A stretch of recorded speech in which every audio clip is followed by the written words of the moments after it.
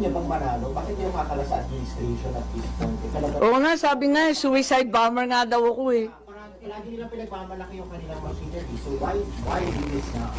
Because it's more important to me. May bagay na mas mahalaga sa politika, may bagay na mas mahalaga kaysa sa kampanya at panalo. Anong ibig sabihin ng senador na walang bansa? May kahulugan ba yun? Pero hindi yung indication na mas matimbang ang mga Duterte kaysa Marcos Sr. Palagay ko, lampas-lampas na to sa Duterte at Marcos. Ang pinag-uusapan na dito, yung soberanya ng ating bansa. But according Mabigat na to eh. Ibang usapan na to. Kung ano-ano ng dagok ang nangyayari. Eto nga, yung mga EDCA sites, yung mga Typhoon missiles, yung sangkatutak na banggaan, kuno, dyan sa West Philippine Sea. Ano na lang matitira sa atin? Pati yung